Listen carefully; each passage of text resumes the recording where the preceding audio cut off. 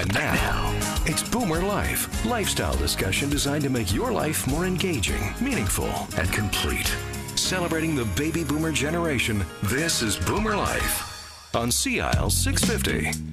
Can't you hear the pounding of my heartbeat? 'Cause you're the one I love. Hey, and welcome to the show. I'm Zach Spencer. This is Boomer Life on CIL 650. You know what? I'm really self-conscious, Dr. Ted, that I'm turning up my headphones here on the radio because, as you know, as you work in radio, you tend to turn up your headphones. Yeah.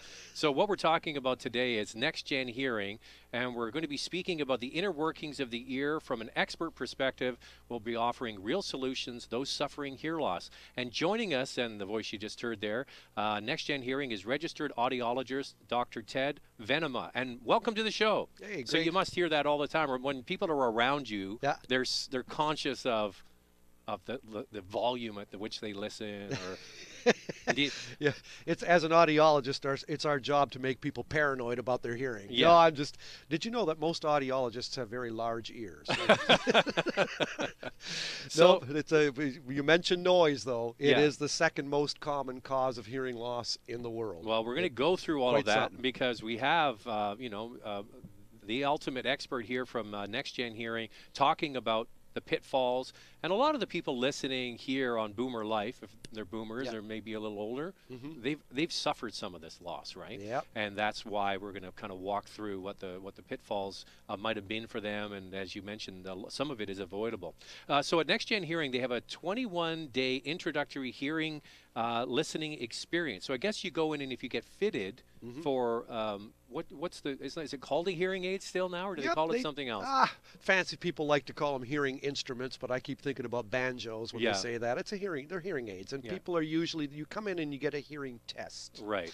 And a hearing test, they test your right ear separately from your left ear, and we find out the softest level it takes for you to just barely hear all these tones, from bass to mids to treble. And the treble is the one that goes first, usually, Yeah, right? the trouble with treble. Yeah. That's what we always say. But at any rate, then, and based on the results of the test, hearing aids are digitally programmed, because hearing aids are digital today, and we program them via Bluetooth on computers to match the person's hearing loss. And in that way, hearing aids do take a prescription. Really? Much like lenses for the eyes do. Many people don't know that, but hearing aids are prescribed. Like you couldn't wear my hearing aids, I couldn't wear yours. So in the old days, it was just stuff this thing in your ear and turn it up and hope for the best, right? Well, yeah, in the old days, hearing aids were analog. Right. They weren't digital. Yeah. And you could still sculpt or shape the sound of them to match someone's hearing loss, but not quite as well as you can today. But Right, yeah, right. they were those big beige banana things yeah. that whistled. And So you have the Better Hearing Challenge. So you come in, you get the test, Yeah. they prescribe Yep. what you need, Yep. and then you try it out for 21 days, and then if you like it, you continue on with that Yeah. prescription. But you have a 69-day trial. Satisfaction guaranteed, 100% money refunded. So basically, but if you have the 21 days and the 69, you're up to 90 days. Yeah, that's correct. To try it out. Yep. Make sure you like it. yeah, think about that. If you're buying a car, would you be able to drive it off the lot without putting down I shouldn't say penny anymore, a nickel? Yeah. You know, and then trying it for 3 weeks and then deciding whether you want to pay for it or not, and then paying for it because you wanted to try it some more. So as you said, 21 days you've walked out with a product, a pair of hearing aids. And then if you want to keep trying them, you can pay for them and then try them for an additional 69 days. And if at the end of the total 90 days, 21 plus 69, you decide they're not for you, yes, of course you can return them for the complete refund. And the idea isn't to be sleazy or weird or salesman-y. It's just to be giving people a chance to really try hearing aids, because so many people put off buying hearing aids. The research shows at least 5 to 7 years after people need them. I mean, and when you've got absolutely nothing to lose by trying them, Why not? That's the Better Hearing Challenge. Why not? Exactly. So everybody has somebody in their life that they've suffered through, or they just are stubborn. I don't need that. Exactly. I don't want to do that. Exactly. And then you're repeating yourself all the time. And you point that out to them, and they say, "I don't ask for you to repeat things." Yep. And you're like, "Well, actually, you do." And the TV's up at 11, right? Yep. So what is how do you, in your expertise, how do you get somebody to even admit that they have an issue and to go and see somebody about Well, it. you know, what you just said is important. Admitting you've got a problem it's a big hurdle. And, you know, a lot of people don't like to admit something like hearing loss has the stigma of age. Hearing loss has the stigma of deaf and dumb, you know, whereas vision, you know, Elton John wears glasses as big as God and no one says boo. You know, vision loss is cool. I mean, you can have vision loss, and everybody knows about farsightedness, and we've heard these words. But people don't know that kind of information about hearing loss because you can't see hearing loss, and we believe what we see. And plus, you can compensate. You can turn the TV up. You can crank the radio up. You can turn your phone up.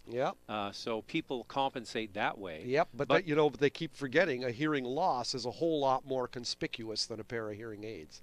And I'll tell you something, hearing aids today are quite cosmetically appealing. I mean, you cannot even see the darn things. They're digital.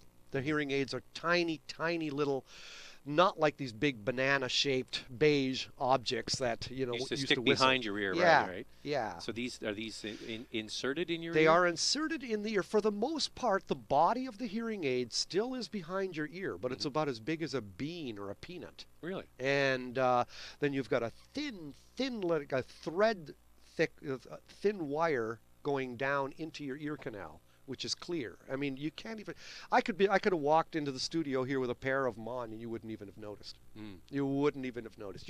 I could have stood sideways, and you could have been looking at me, and you still wouldn't have noticed. Really? So hearing aids today have come a long way. It's just from where we were even 20 years ago. Well, you just think about technology all around us. I mean, who would have thought that we would have had a computer in our pocket called a smartphone? Exactly. Even 10 years ago. Yeah. You know, I remember the first time I saw somebody with a BlackBerry, and I'm like, you can get email on your phone? Are you crazy? And that's 15 years ago. I know it. I know. So everything's advancing so quickly. So why not the hearing industry? Yeah, they are. And the hearing aids are digital today. They have an automatic noise reduction to cancel out background noise. You know, they have directional microphones to focus in the direction in which you're facing, assuming that the person of interest is in front of you. And then they've got different programs with remote controls that you can adjust the shape of the sound in quiet versus noise versus listening to music. I want to pick up on one thing you said. Like, there's more stigma to having hearing loss and not admitting it to having the hearing aid. Exactly. Why is that? Because you sit at a family Thanksgiving or Christmas or whatever, and you're sitting at the table and everybody's talking and eating and glasses and there's all that noise and you can't keep up with the conversation. And so you're guessing all the time. Right. And you're filling in. You're using context. Did they say dishes or fishes? You know, you're always playing a backup loop in your mind. Eventually, that becomes actually calorie burning, physically fatiguing. Right. And the hearing impaired person just says, hey, you guys go on out, have a good time.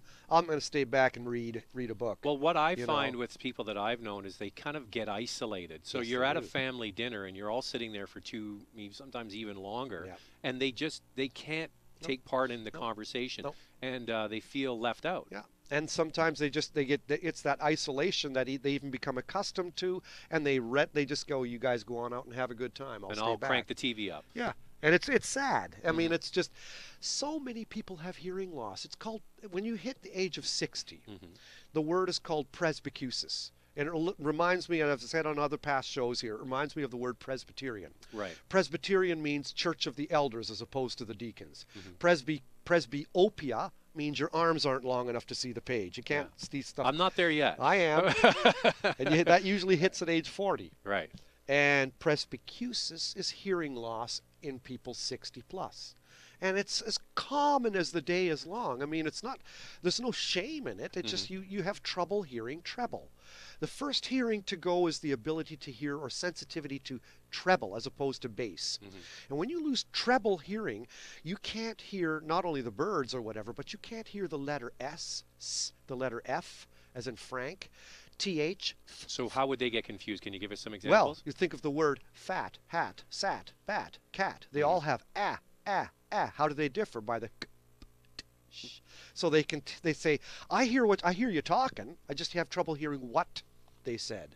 And if you think about it, you got 5 vowels in the English language. Every word has a vowel. So vowels are cheap. Vowels are loud and low. But consonants, sh, st, as in the word speech. Speech. It's the E, E. That's the loudest. Church, perch, search. Okay? It's the anything from the voice box or the larynx, if you put your hand to your throat, those sounds are loud and low. Not a problem. It's the lip sounds, the tongue and lip sounds. When you can't hear those, you've got the trouble with treble. You hear, you just can't distinguish clearly, my dear. What did they say? So you don't need to shout at me. Just speak more clearly. Young people just need to learn their diction. Yeah, right. Well, the coin has two sides, okay? Right. You've got treble hearing loss, so you have difficulty hearing what people say. So at 60, you say that's the marker you use commonly. Yeah, What percentage of people have the trouble with treble at 60? I'll bet you 30%. Yeah. And do you know that only 1/5 of people who have hearing loss, who should be wearing hearing aids, wear hearing aids? That's why NexGen offers a 21-day. Is that the stubbornness that we were talking about? Yes. People just sweep it under the rug. They don't want it. It's like teachers don't want to, when a child has hearing loss in the classroom, the last thing to be suspected is hearing loss.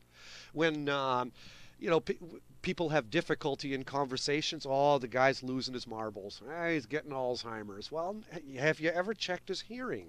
Like, maybe he's just not picking up everything you're saying because nothing to do with the brain. You just can't hear. And that's why there's no shame in it, and there's no harm whatsoever in checking it out for yourselves. Get a hearing test at NexGen. It's free. And I'm not a poster boy, pin-up person for NexGen. I happen to like them, and I work for them sometimes, but it's just something to try. You've got nothing to lose that way. We do have the professor in the house, Dr. Ted Venema. Ted Poison.